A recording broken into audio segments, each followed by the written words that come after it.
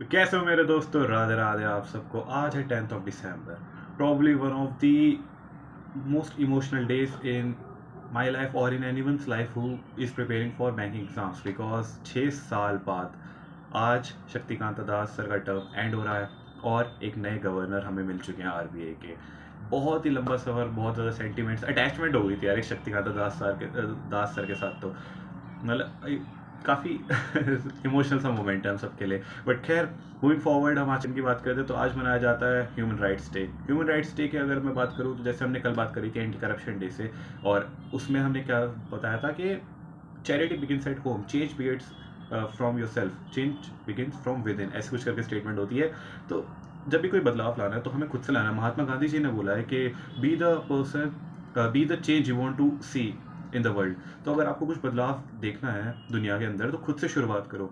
And that is why I probably think कि if anyone is preparing for UPSC और IAS और civil services, तो जो driving factor होता है बहुत सारे लोगों के अंदर वो ये होता है कि यार पावर मिलेगी, पैसा मिलेगा, शोहरत मिलेगी, but this should not be the factors that should drive you. The factor that you will be in such a position that you can actually bring change into the society, or actually you can do good for others, because वहाँ पर जाने के बाद आपके पास वो authority होती है। Normally आप अगर कुछ चेंज लाओगे भी वो बहुत छोटे एक एरिया में हो पाएगा, बट वहाँ से आप मास चेंज ला सकते हो। तो उसी के चलते अगर बात करें जाए ह्यूमन राइट्स डे के बारे में, तो लोगों के राइट्स जो है जो उनको नॉर्मली नहीं मिलते हैं, अगर उन तक हमें पहुँचाना है तो हमें खुद से शुरुआत करनी बहुत ज़्यादा ज़रूरी है। एंड दैट इज़ हाउ एक, जैसे मैंने जब शुरू करा था सबसे पहले ये चेंज, तो मैंने किसी को देखा था, उसको देखकर मुझे बड़ा अच्छा लगा, क्योंकि मेरी नज़र में उसकी इमेज बहुत अच्छी है, तो मैं अच्छा करूँगा तो दूसरों की नज़र में मेरी इमेज बड़ी अच्छी बनेगी, तो ये भी एक ड्राइविंग फैक्टर है। तो ये सारी चीज़ें हैं that brings about a little bit of change in your life. तो उसी के बारे में बात करते हैं। तो इसका जो थीम है वो है our rights our future right now, I mean to say साडा हक एथे रख। ठीक है। 1950 से इसकी शुरुआत हुई थी। Universal Declaration of Human Rights sign हुआ था 1948 में बाय यूएन। तो जिस तरीके से हमारे यहाँ पर भी कोई अगर इंस्टीट्यूशन बनता है, कोई भी बॉडी बनती है, तो उससे 1 साल पहले उसका लॉ निकाला जाता है नॉर्मली, एक्सेप्शन केसेस होते हैं। उसी तरीके से यूएन का जो डिक्लेरेशन था, universal Declaration of Human rights, तो 1948 में बना था, बट इंडिया हम 1950 से सेलिब्रेट कर रहे हैं। इंडिया की अगर बात करी जाए तो इंडिया में भी इसके रिलेटेड एक ऑर्गेनाइजेशन है जिसका नाम है नेशनल ह्यूमन राइट्स कमीशन। एक स्टैट्यूटरी बॉडी है। स्टैट्यूटरी बॉडी है मतलब ये पार्लियामेंट के लॉ से बनी है। इसके अलावा कॉन्स्टिट्यूशनल बॉडीज होती है जो संविधान में होती है। इसके अलावा एक एग्जीक्यूटिव बॉडीज होती है जो विदाउट एनी लॉ वो बना दी जाती है अगर उसकी नीड रियलाइज होती है। कहते हैं ना कि necessity is the mother of invention. तो जिस तरीके से नेसेसिटी अगर लगती है तो उस हिसाब से उस पर्टिकुलर ऑर्गेनाइजेशन की इन्वेंशन हो जाती है। इसके चेयरमैन जो है अभी वो एक्टिंग चेयरमैन है, उनका नाम है श्रीमती विजय भारत सैनी मैम। तो अब बात करते हैं कुछ रिवीजन के पॉइंट्स के। सबसे पहले हम प्रगति के बारे में बात करेंगे। प्रगति 2015। ओके। प्रगति की फुल फॉर्म आप सबको पता है, proactive governance and timely implementation, जिसके अंदर जो नरेंद्र मोदी जी हैं वो क्लास लगाते हैं सारे सेक्रेटरीज की, ताकि देखते हैं कि जो प्लान्स हमने सोचे, जो प्रोजेक्ट सोचे, क्या वो टाइमली इंप्लीमेंट हो पा रहे हैं, नहीं हो पा रहे, एज द नेम गोज। तो उसमें से इससे गवर्नेंस हो पा रही, नहीं हो पा रही। गवर्नेंस का एक और एक तरीके से बताओ तो मॉनिटरिंग होती है। तो देख रहे हैं ना कि सब कुछ सही से हो नहीं रहा, तो मॉनिटर कर रहे हैं हम उसको। एंड यही जो चीज़ें हैं ये उसके ऑब्जेक्टिव्स में भी आती है। तो जो ऑब्जेक्टिव्स हैं प्रगति स्कीम के, वो भी यही हैं। सबसे पहले तो ग्रीवेंस रिड्रेसल, कि भाई किसी को कोई दिक्कत है तो आप हमें बताओ। कोई आ रहा है सिविलियन, वो हमें बोल रहा है कि देखो जी यहाँ पर ये चीज़ नहीं है, इसकी सुविधा प्रोवाइड करनी चाहिए, हमें उससे दिक्कत हो रही है, तो ग्रीवेंस रिड्रेसल को हम टारगेट कर रहे हैं। उसके बाद हम क्या कर रहे हैं, प्रोग्राम इम्प्लीमेंटेशन। हमें समस्या समझ आई, अब उसका हम समाधान कर रहे हैं। Then the third thing, monitoring. हमें मॉनिटर भी तो करना है कि जो हमने प्लान स्टार्ट करा है क्या वो एक्चुअली में as per their plan work कर रहा है या नहीं कर रहा। तो इन्हीं तीन चीज़ों के लिए प्रगति जो है वो स्कीम 2015 में लॉन्च की गई थी और अभी तक बहुत सक्सेसफुली चल रही है। अब बात करते हैं state wide distribution of 234 uncovered cities of private FM channels via e auction.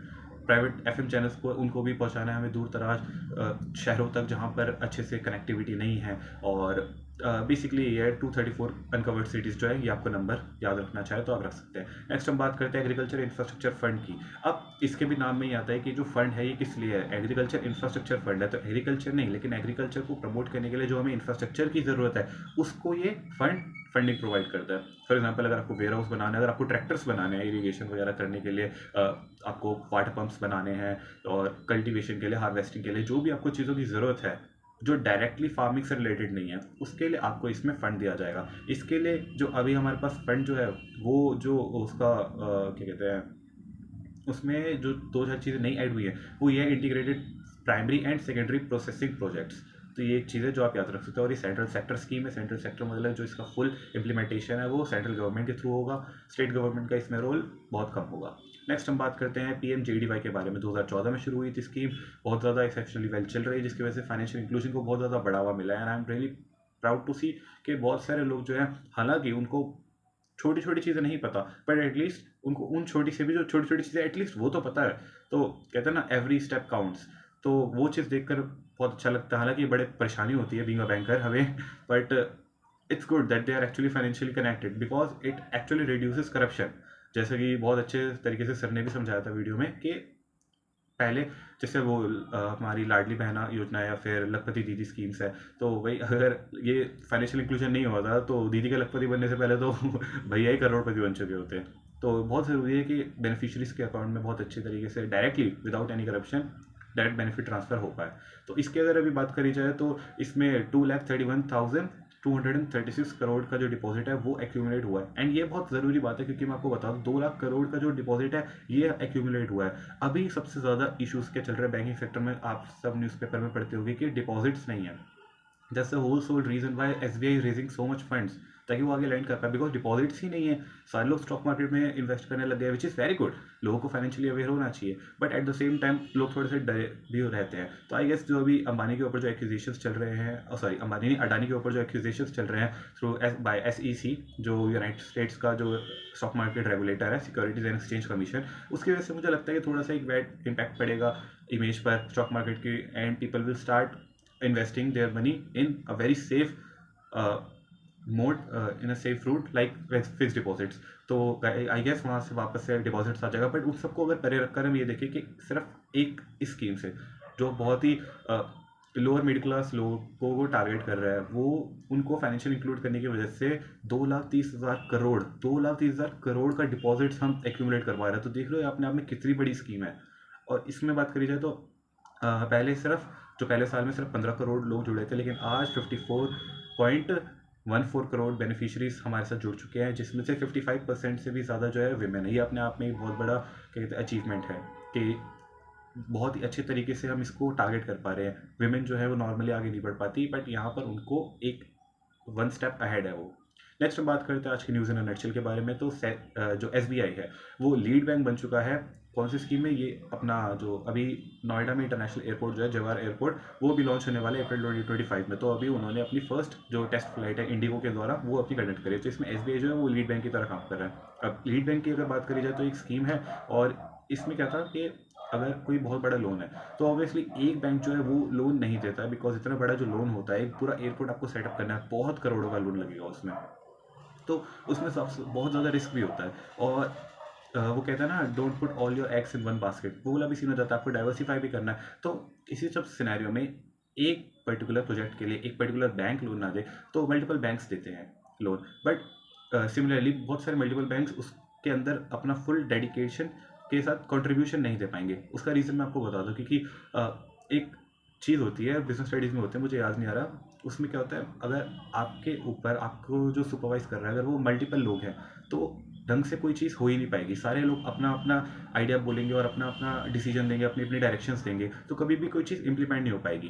जिस तरीके से आपने शार्क टैंक में भी देखा होगा, शार्क टैंक में जो इन्वेस्टर्स होते हैं वो इन्वेस्ट करने के लिए तैयार होते हैं, लेकिन कितने परसेंट की इक्विटी पर, 1%, 2%, 5%, 10%। तो आपको लगता है कि वो 5-10% के बाद भी वो बोलते हैं कि देखो हमें आपके पैसों से मतलब नहीं, हमें बस आपकी हेल्प चाहिए, आपकी गाइडेंस चाहिए। तो एक होता है वो वाला कॉन्ट्रीब्यूशन कि आप सिर्फ गाइडेंस दे रहे हो, और एक होता है कि नहीं सिर्फ हमें पैसा चाहिए, आप पैसा दे दो, गाइडेंस हम बाहर से ले लेंगे या फिर हमारे पास भी है, उसके लिए हम बहुत अच्छा एक प्रोफेशनल जो है वो हायर कर लेंगे। तो उसी तरीके से ही जब एक बैंक, बहुत सारे बैंक अलग अलग लोन्स दे रहे हैं, तो उस लोन को किस तरीके से यूटिलाइज करना है, उसमें कौन सबसे अहम भूमिका निभाएगा, उसके लिए लीड बैंक बनाया जाता है। वो डिस्ट्रिक्ट और एक एरिया का अलग अलग लीड बैंक्स होता है, तो वो जो पर्टिकुलर लीड बैंक होगा वो will oversee the whole project. तो उसमें जो है एसबीआई जो है वो एक लीड बैंक बनाता, तो इसलिए उसने कॉन्ग्रेचुलेट करा है। अब अगर बात करी जाए इससे एक और चीज़ बात कर सकते हैं हम उड़ान स्कीम के बारे में, उड़े देश का आम नागरिक। और अगर उसके अलावा बात करी जाए तो ये नोएडा जो है, नोएडा में जो एयरपोर्ट है यूपी का 17th एयरपोर्ट बनने वाला है। अब नेक्स्ट हम बात करते हैं DPIIT की। DPIIT जो है उसने MOU साइन किया है फ्लिपकार्ट के साथ। फ्लिपकार्ट जो है ये हमारी, आप सबको पता है, एक शॉपिंग ब्रांड है, बट ये वॉलमार्ट के अंडर आती है। वॉलमार्ट US की एक ब्रांड है। जैसे हमारे पास उसका मैं क्या एक एग्जांपल दूँ कि हमारे पास इंडिया में क्या ऐसा काउंटर पार्ट है, बट बहुत बड़ा स्टोर है जहाँ पर आप ऑलमोस्ट सब कुछ खरीद सकते हो, मतलब कपड़ों से लेकर ग्रोसरीज वगैरह, ईच एंड एवरीथिंग वहाँ पे सब मिल जाता है। सो उसकी बात करी जाए, अब फ्लिपकार्ट का जो हेड, फ्लिपकार्ट किसका हेड है, वो फ़ोनपे का भी हेड है। तो अब इन दोनों के अगर जो MOUs के बाद में अगर डिस्कस करें तो वो है इंडियन स्टार्टअप्स को मैटर करने के लिए। तो फ्लिपकार्ट आप जानते हो बहुत बड़ी इंडस्ट्री, एक लीडर है।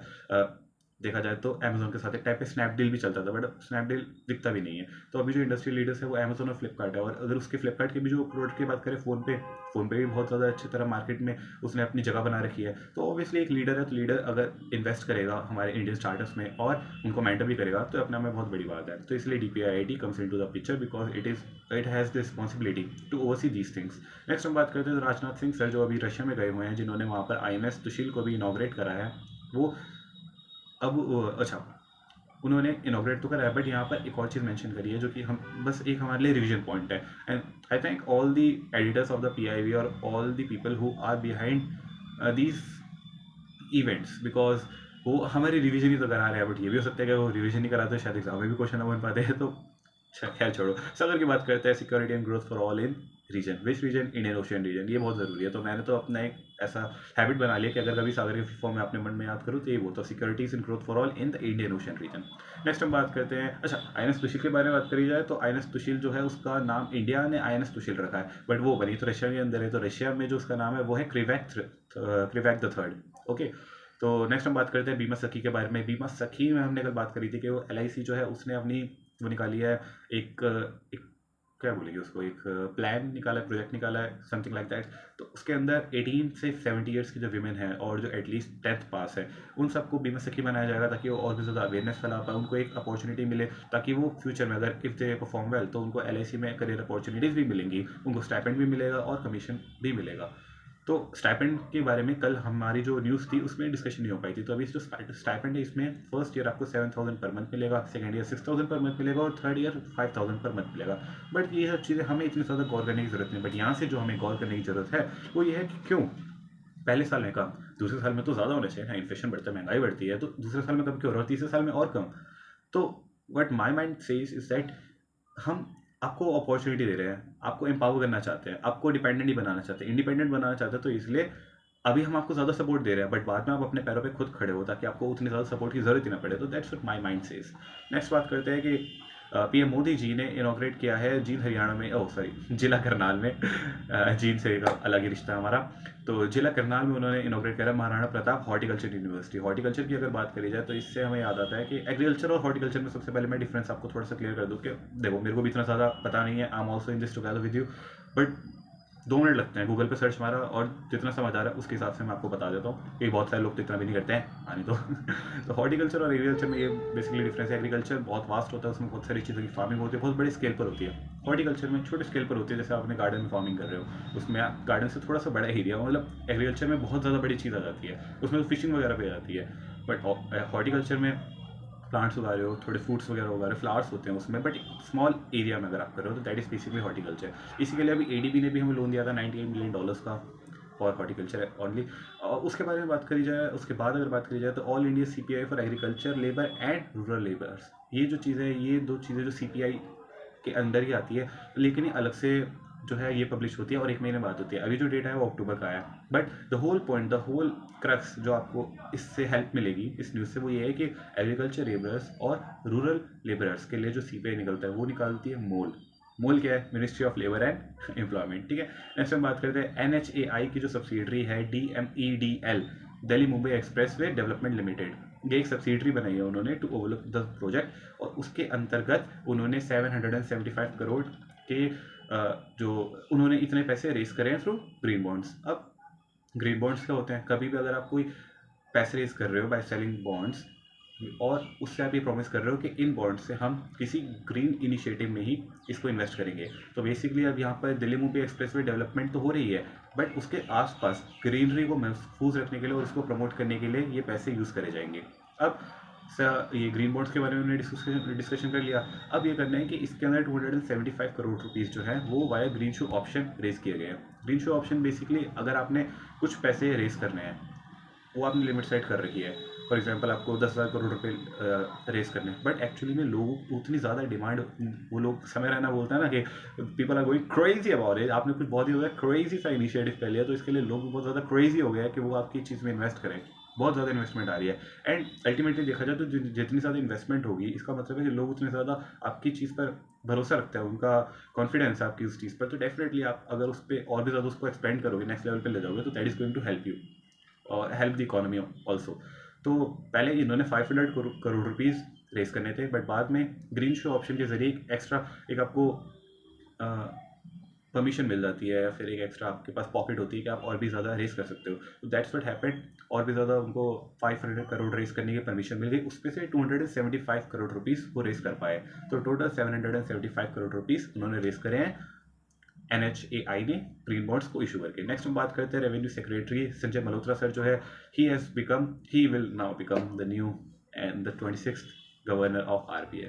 मेरी एकदम से स्पीड ही कम हो गई यार, मतलब इतनी ज़्यादा इमोशनल चीज़ है ये बात करते हुए। मतलब इतने टाइम से हम शक्तिकांत दास सर को देख रहे हैं, एंड आई एम श्योर कि यार अब उनको भी थोड़ा रेस्ट लेने की ज़रूरत है। हालांकि उनके टेन्योर में उन्होंने इतनी ज़्यादा ग्रेट अचीवमेंट्स पाई हैं, और उनके उनके टेन्योर में हमारी इंडियन जो इकोनॉमी है कितनी ज़्यादा स्टेबलाइज्ड रही है as compared to other emerging economies, जो कि उनकी हालत बहुत ज़्यादा ख़राब रही है। बट क्या ही बोलूँ मैं, मेरे पास कुछ कहने के लिए है नहीं उनके लिए सीरियसली। अब संजय मल्होत्रा सर के बारे में फिर कभी बात करेंगे, आज तो मेरे से नहीं हो पाएगी।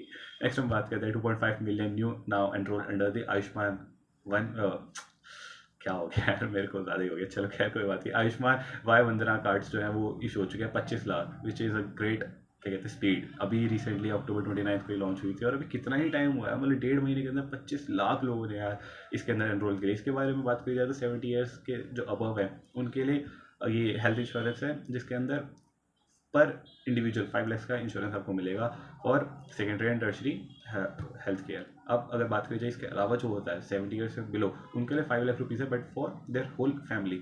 बस ये बेसिकली डिफरेंस है इसके बीच में। नेक्स्ट हम बात करते हैं 16th global insurance summit and awards, वो होने वाली है अभी मुंबई के अंदर, और उसके अंदर डेफिनेटली पूरे वर्ल्ड के जो सबसे बड़े इंश्योरेंस लीडर्स हैं और इंश्योरेंस रेगुलेटर्स हैं, they will also participate. Next हम बात करते हैं डिंगलरीन सर की। डिंगलरीन जो है वो वापस से अब एक टाई ब्रेकर उन्होंने कर दिया है, दोनों के 6 मैचेस में टाई चल रहे हैं, टोटल 12 मैचेस हो चुके हैं, and things are starting to get real. बहुत ज़्यादा टेंस माहौल होने वाला है, और I guess it's really good because बहुत ज़्यादा एंटरटेनिंग भी तो होगा साथ में, है ना। तो दैट्स व्हाट जो बना के रखता है बिल्कुल ही माहौल। नेक्स्ट हम बात करते हैं तो PSB loan write off in first half this financial year at 42,000 crore. तो जितने भी पब्लिक सेक्टर बैंक हैं उन्होंने 42,000 करोड़ के जो लोन्स हैं उनको राइट ऑफ किया है। अब राइट ऑफ इसका मतलब ये नहीं है कि वो लोन रिकवर नहीं करेंगे, लोन्स रिकवरी चलती रहेगी। बस ये है कि जो एक आपकी कलंक लग जाता है आपकी बैलेंस शीट में कि बहुत सारे पुराने जो लोन है वो अभी तक राइट ऑफ ही नहीं हो रहे, तो उनको आप वैसे ही भूल चुके होते कि यार अब तो नहीं होने होंगे, तो उसको हम दिखाएंगे जब हो जाएंगे, तो उसको बैलेंस शीट में दिखाएंगे एज मिसलेनियस इनकम, या फिर कोई हमारे सडन प्रॉफिट राइज हो गया, उस तरीके से आप उसको बाद में शो कर सकते हो। फॉर एग्जाम्पल कि अगर आपके साथ कोई चीज़ बुरी हुई है, कोई फेलियर मिला है, तो इसको ये नहीं ना कि आप उसको लेकर चलो अपने साथ ही, उसको एक बैगेज, इमोशनल बैगेज बनाकर उसको साथ ले चलो, बट उसको आप भूल दो, उसको बैगेज को छोड़ दो, बट वो हमेशा माइंड में रहना चाहिए कि यार ये मैंने गलती करी थी, इसको मुझे सीखना और इसको मुझे दोबारा नहीं दोहराना। तो ये हाइंडसाइट में चलते रहना चाहिए। सिमिलरली बैलेंस शीट से राइट ऑफ कर देंगे, इसका मतलब ये नहीं कि हमें पैसे नहीं लेने उनसे, या फिर हमें उसके खिलाफ कार्रवाई नहीं करनी, वो सब चीज़ें चलती रहती है, लेकिन हमें ज़िंदगी में भी तो आगे बढ़ना है ना। तो ज़िंदगी में आगे बढ़ने के लिए बहुत ज़रूरी है, जैसे एक ये जवानी है दीवानी मूवी का एक डायलॉग है कि जो दीपिका पादुकोण बोलती है कि कहीं पहुंचने के लिए कहीं से निकलना बहुत ज़रूरी है बनी। तो दैट इज़ बेट यार, अगर आपको कहीं पहुंचना है तो आपको इमोशनल बैगेज पीछे छोड़ के आगे बहुत निकलना पड़ेगा। बट भैया कि भूलना भी नहीं है उसको पूरी तरीके से, लेकिन you have to learn the art of balancing things. जो एक थिन लाइन कहते हैं ना, सही और गलत के बीच में, वो एक्चुअली बहुत ज़्यादा थिन होती है, और जो इस पर बैलेंस कर गया वो लाइफ में कहीं भी पहुंच सकता है। तो फोकस पे रखिए और बाकी सारी चीज़ें आराम से हो जाएगी। कोई अगर और डिस्कशन करनी हो तो द कूल स्कूल जो टेलीग्राम पे आप उसमें मुझे बता सकते हो, उसको ज्वाइन कर सकते हो, उसमें सारे नोट्स भी मिल जाएंगे, और हर रोज़ शाम को क्विज भी होती है जिससे आपकी रिविजन भी हो जाएगी। तो that is all from my side, मैं चलता हूँ, कल एक बार फिर मिलेंगे, तब तक के लिए goodbye, and I am proud of you.